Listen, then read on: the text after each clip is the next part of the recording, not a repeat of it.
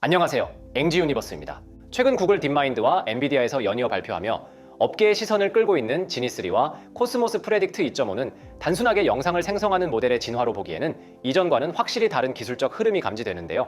이 두 모델 혹은 두 기업이 공통적으로 집중하고 있는 것은 더 정교한 이미지나 더 긴 영상을 만드는 것에서 더 나아가 세계 자체를 모델링하는 것, 즉 월드 모델입니다.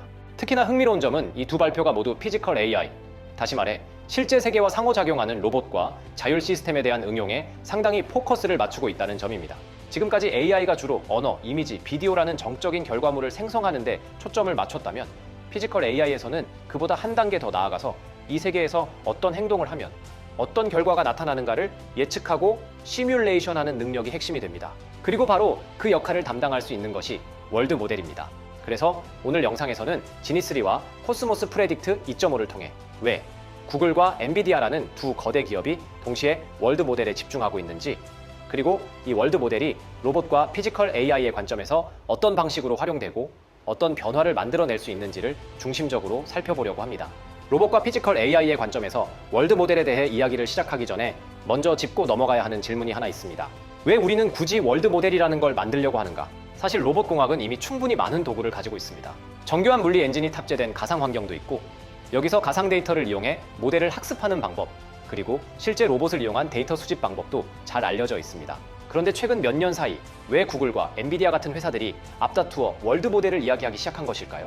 먼저 현실 세계에서 로봇을 학습시키는 방식을 떠올려보면 좋을 것 같습니다. 로봇이 무언가를 배우려면 실제로 움직여보고 실패도 해봐야 합니다. 문제는 이 과정이 너무 비싸고 느리고 위험하다는 점입니다. 산업용 로봇이 수천 번 넘어지고 부딪히는 실험은 현실적으로 어렵고, 자율주행이나 드론, 휴머노이드 같은 영역에서는 한 번의 실패가 큰 사고로 이어질 수도 있습니다.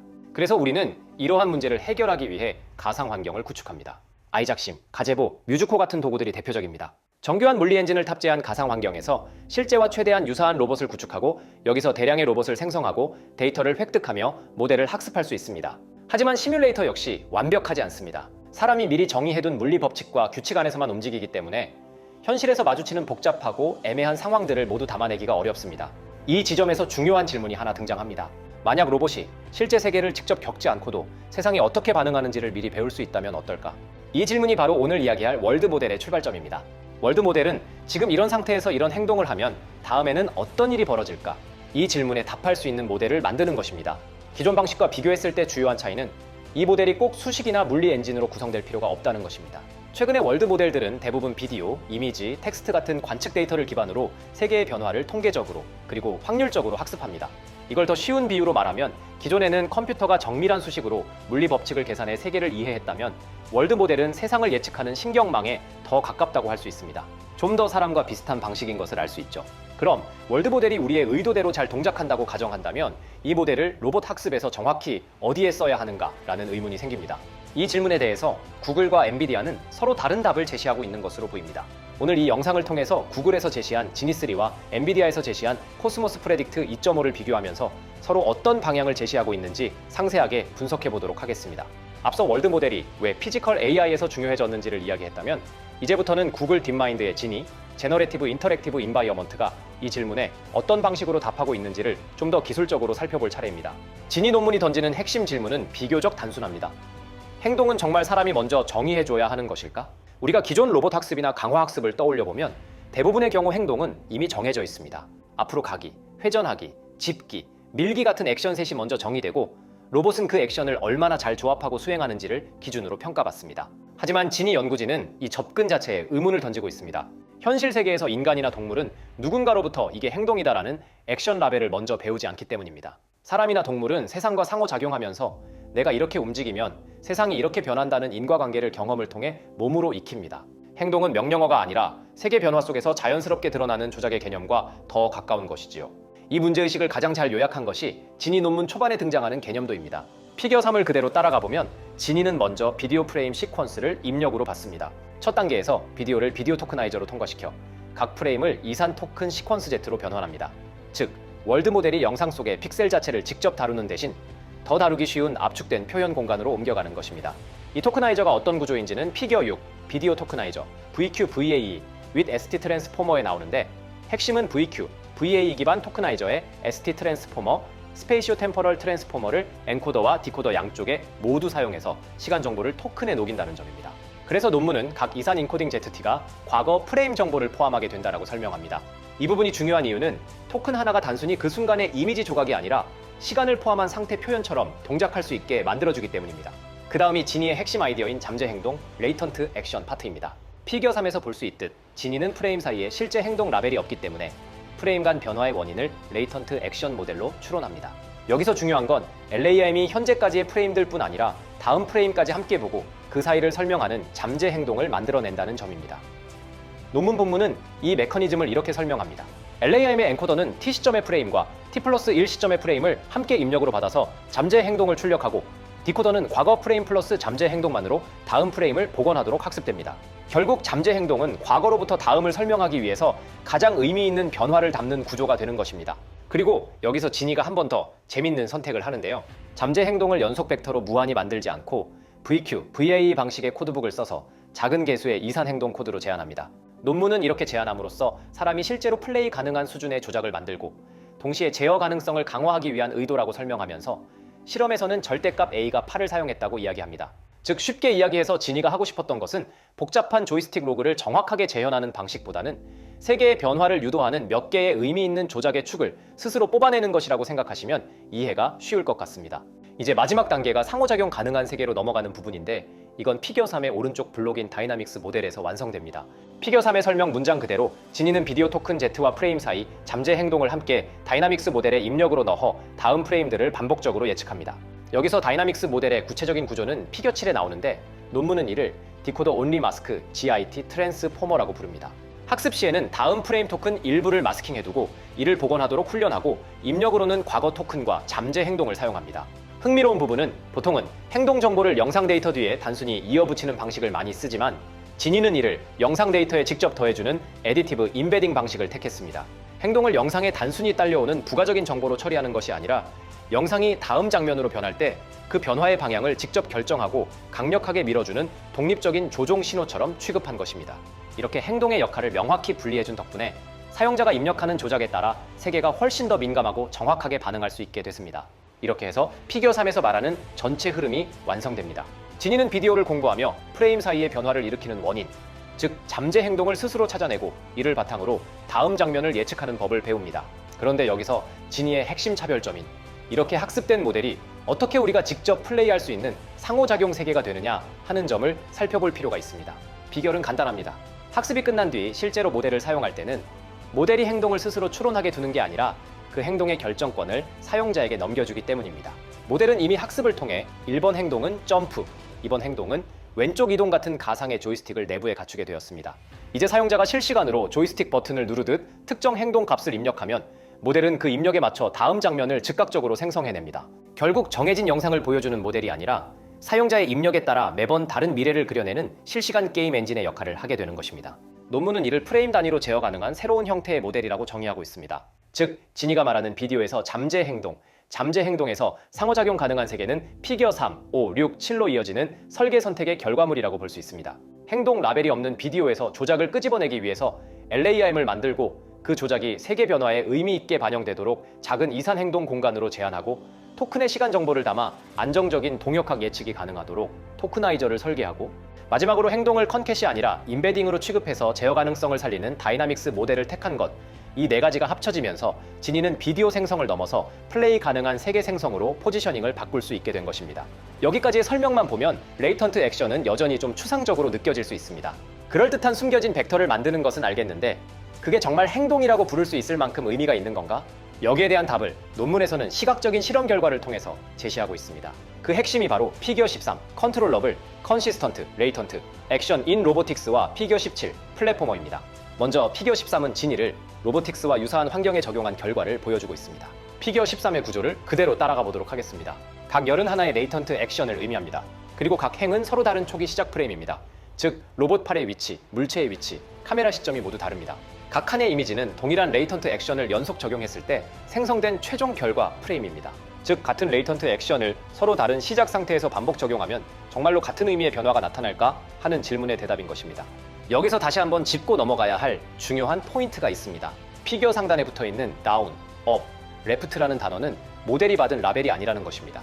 이건 연구자가 결과를 보고 붙인 설명용 이름입니다. 진이는 학습 과정에서 이건 아래로 이동, 이건 위로 이동, 이건 왼쪽 이동 같은 행동 정의를 단 한 번도 받은 적이 없습니다. 그럼에도 불구하고 레이턴트 액션을 반복 적용한 결과를 보면 특정 레이턴트 액션은 로봇 팔의 말단이 아래 방향으로 이동하고 다른 레이턴트 액션은 위쪽 방향, 또 다른 레이턴트 액션은 좌측 방향이라는 공간적으로 일관된 변화 패턴을 만들어내고 있습니다. 정리하면 이 한 장의 그림을 통해 레이턴트 액션은 여러 초기 상태에서도 일관된 의미를 유지하고 그 의미는 픽셀 수준이 아니라 세계 수준의 공간적 변화라는 점이고 이 모든 것은 행동 라벨 없이 오직 비디오로부터 학습되었다라는 점입니다. 그래서 지니의 월드 모델은 다음 프레임을 잘 맞히는 모델이 아니라 어떤 조작을 주면 세계가 어떤 방향으로 반응하는지를 내재적으로 알고 있는 모델이라고 말할 수 있게 됩니다. 앞선 피겨 13이 로보틱스 환경에서 레이턴트 액션이 공간적 조작 의미를 가진다는 것을 보여주었다면 피겨 17에서는 이 구조가 로봇이 아닌 완전히 다른 세계에서도 통할까라는 질문을 던집니다. 피겨 17의 실험 구성은 피겨 13과 동일한 논리를 따르는데요. 각 행은 서로 다른 플랫폼 게임 장면으로 서로 다른 배경, 지형, 캐릭터 위치를 보이고 있고 각 81의 레이턴트 액션입니다. 그리고 각 결과 프레임은 동일한 레이턴트 액션을 5번 이상 연속 적용한 결과입니다. 여기서 중요한 점은 이 데이터셋이 로봇 데이터가 아니라는 점입니다. 픽셀 스타일도 다르고 물리 규칙도 다르며 캐릭터라는 추상화된 존재가 등장합니다. 즉 지니는 이제 완전히 다른 세계 규칙을 가진 환경에서도 같은 구조로 행동 의미를 만들어야 하는 것입니다. 여기서 피겨 17을 통해서 말하고 싶은 것은 지니를 통해 배운 행동의 의미는 특정 도메인에 묶여있지 않다라는 점입니다. 로봇팔, 플랫폼 게임 캐릭터, 픽셀 스타일, 물리 엔진 등등 모두가 달라도 지니는 동일한 구조로 행동의 기저를 만들고 그 기저의 의미를 정렬하는 것이지요.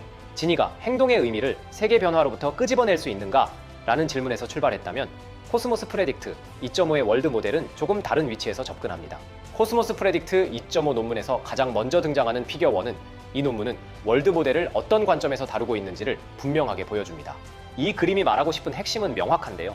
코스모스 프레딕트 2.5에서 월드 모델의 품질은 네트워크 구조보다 먼저 어떤 세계를 학습시키느냐에서 결정된다는 것입니다.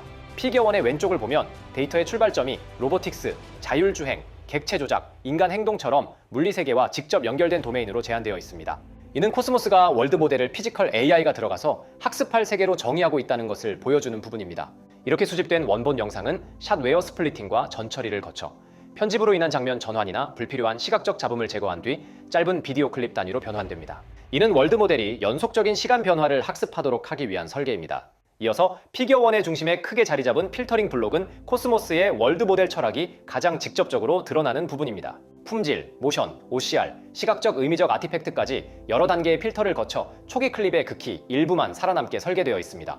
이는 코스모스가 데이터 양보다는 학습될 세계의 신뢰도와 일관성을 더 중요하게 본다는 선택을 보여주고 있습니다. 마지막으로 살아남은 클립들은 캡셔닝과 의미 기반 중복 제거 등을 거쳐 학습 목적에 맞게 샤딩되어 최종 트레이닝 데이터셋으로 구성됩니다. 이 과정은 코스모스 프레딕트 2.5가 텍스트 투 월드, 이미지 투 월드, 비디오 투 월드를 하나의 모델로 통합하기 위한 데이터적 기반을 미리 준비하고 있음을 의미합니다. 이어서 피겨2는 코스모스 프레딕트 2.5의 전체 아키텍처를 한눈에 보여주는 그림으로 이 논문에서 말하는 월드 모델이 어떤 입력을 받고 어떤 방식으로 세계를 예측하는지를 구조적으로 정리하고 있습니다. 좀 더 상세하게 살펴볼까요? 그림의 왼쪽은 입력, 인코딩 단계입니다. 텍스트는 토크나이저를 거쳐 코스모스 리즌 1이라는 트랜스포머 기반 텍스트 인코더로 들어가며 이미지와 비디오는 비전 엔코더를 통해 동일한 의미 공간으로 투영됩니다. 즉 코스모스 프레딕트 2.5는 처음부터 텍스트, 이미지, 비디오를 모두 3개에 대한 조건으로 취급하도록 설계되어 있습니다. 중요한 점은 이 입력들이 바로 픽셀 공간에서 예측을 수행하지는 않는다는 점입니다. 피겨 2의 오른쪽을 보면 코스모스 프레딕트 2.5의 실제 연산 과정을 볼 수 있습니다. 모델은 모든 예측을 픽셀이 아닌 레이턴트 공간에서 수행하는데요. 아무 의미 없는 노이즈 토큰에서 시작해 단계를 거듭하며 점진적으로 정교한 세계의 상태를 복원해 나갑니다. 이는 이 모델이 전형적인 디퓨전 혹은 플로우 매칭 계열의 월드 모델임을 보여주는 핵심적인 장면입니다. 이 과정의 심장부에는 DIT 블록이 자리 잡고 있습니다. 여기서 셀프 어텐션은 현재 세계 상태의 내부적인 물리적 일관성을 유지하고 크로스 어텐션은 텍스트, 이미지, 비디오 같은 조건들을 세계의 변화 속에 자연스럽게 녹여냅니다. 여기 한 가지 독특한 점은 시간 정보가 각 블록의 정규화 계층에 직접 결합된다는 것입니다. 이를 통해 모델은 시간에 따라 세계가 어떻게 변형되어 가는지 그 흐름을 학습합니다. 여기서 말하는 시간은 단순히 비디오의 재생 시간이 아닙니다. 노이즈라는 무질서한 상태에서 출발해 물리적으로 의미 있는 세계로 수렴해가는 연속적인 궤적 그 자체를 의미합니다. 즉 코스모스 프레딕트 2.5에게 월드 모델이란 하나의 조건이 주어졌을 때 그 아래에서 펼쳐질 수 있는 세계의 모든 변화 가능성을 하나의 연속적인 흐름으로 그려내는 엔진이라고 정의할 수 있습니다. 코스모스 프레딕트 2.5에서 월드 모델의 방향성을 이해하려면 모델 구조만큼이나 중요한 것이 바로 트레이닝 전략입니다. 논문의 트레이닝 섹션을 보면 학습 과정을 크게 프리 트레이닝과 포스트 트레이닝으로 나누고 이를 지탱하는 별도의 학습 인프라를 함께 제시하고 있습니다. 먼저 프리 트레이닝은 월드 모델이 세계의 기본적인 변화 양식을 학습하는 단계입니다. 이 과정의 핵심은 한 번의 복잡한 세계를 학습시키지 않는다는 점입니다. 코스모스 프레딕트 2.5는 해상도와 과업 복잡도를 점진적으로 증가시키는 프로그레시브 프리 트레이닝을 사용합니다. 학습은 가장 단순한 텍스트 투 이미지, 저해상도 생성부터 시작해 이미지 투 월드, 비디오 투 월드로 확장되며 마지막에는 조건 프레임이 전혀 없는 텍스트 투 월드까지 포함됩니다. 이 과정을 통해 모델은 한 장면을 그리는 능력에서 출발해 조건 하에 세계가 시간에 따라 어떻게 전개되는지를 단계적으로 학습합니다. 이렇게 만들어진 기반 위에 포스트 트레이닝이 이어집니다.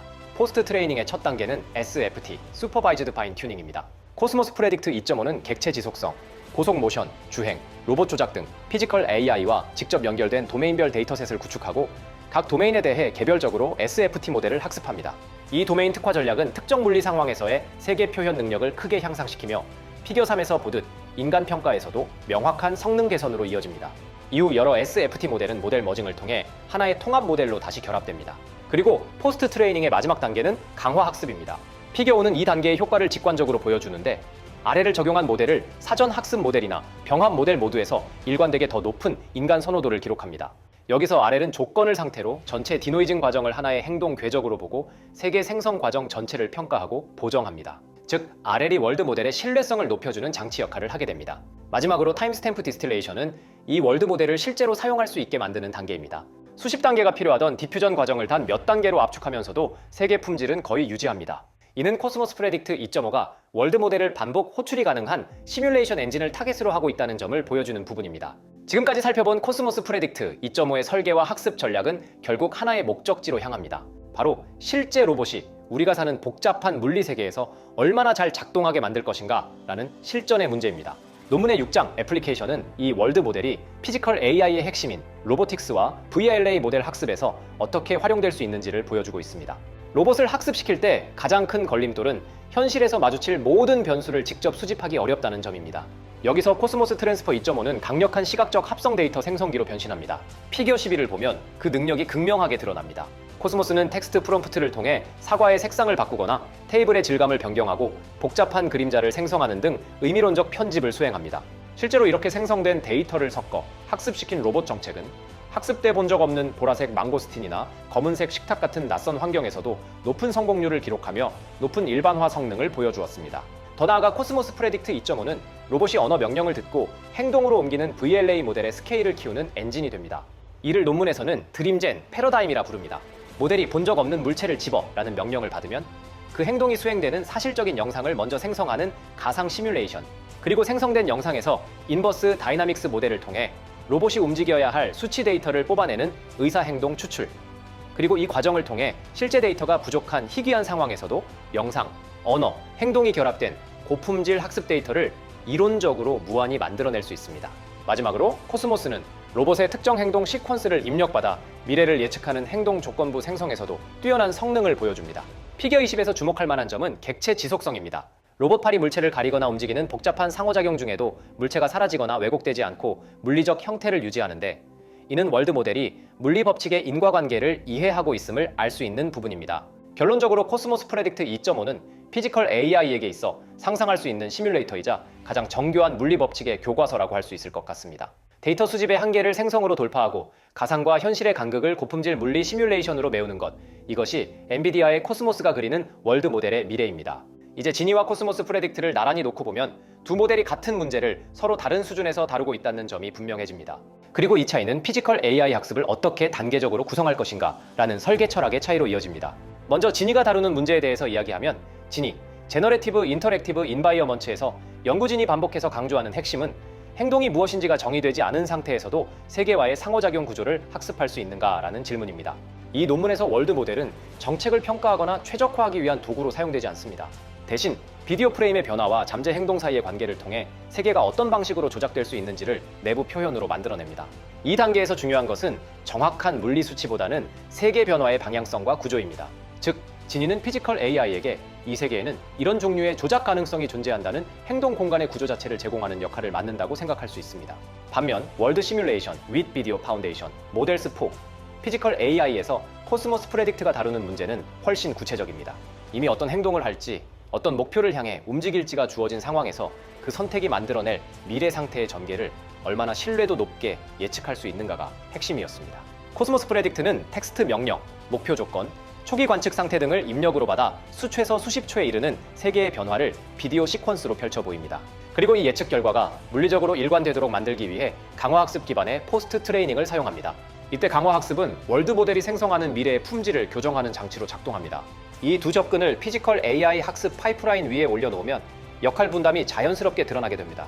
지니가 담당하는 단계는 로봇에게 아직 특정 플랫폼이나 관절 구조, 제어 명령이 정의되지 않은 상태에서 프레임과 프레임 사이의 관계를 통해 세계가 어떤 방식으로 변화할 수 있는지를 먼저 이해시키는 단계라고 볼 수 있을 것 같습니다. 이 과정에서 로봇은 이 상황에서는 아래로 이동해야 한다. 이 대상에는 접근하는 방향의 조작이 필요하다와 같이 플랫폼과 무관한 의미 기준의 움직임을 학습하게 됩니다. 이렇게 형성된 레이턴트 액션은 이후 각 로봇 플랫폼의 저수준 제어 명령으로 매핑될 수 있는 추상화된 행동 표현이 될 수 있고, 이를 응용하면 로봇의 형태나 자유대 종속되지 않는 공용의 상위 제어 계층을 구성할 수 있게 됩니다. 즉, 정리해보면 지니는 다양한 로봇 위에서 재사용 가능한 행동 의미 공간을 형성하는 학습 단계를 담당한다고 생각하면 적당한 정리가 될 것 같습니다. 여기서 만들어지는 것은 이 로봇은 이런 식으로 세계를 건드릴 수 있다는 행동 표현의 토대라고 생각할 수 있습니다. 그리고 코스모스 프레딕트가 담당하는 단계는 그 토대 위에서 구체적인 목표를 달성하기 위한 행동을 선택하고 그 선택이 가져올 결과를 사전에 검증하는 구간입니다.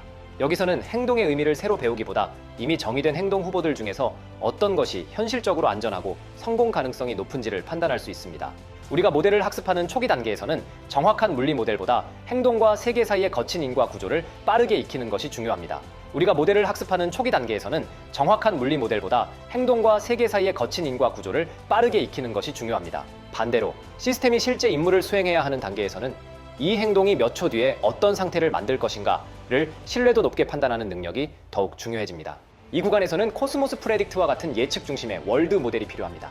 그래서 피지컬 AI 학습 관점에서의 핵심 결론은 다음과 같이 정리될 수 있습니다. 지니는 행동이 어떤 의미를 가지는지 이해하기 위한 개념 형성 단계를 담당하고, 코스모스 프레딕트는 그 행동이 만들어낼 미래를 평가하고 검증하기 위한 의사결정 단계를 담당할 수 있습니다. 그리고 실제 피지컬 AI 시스템에서는 이 두 단계가 직렬로 연결된 형태의 학습 파이프라인으로 구성될 수도 있습니다.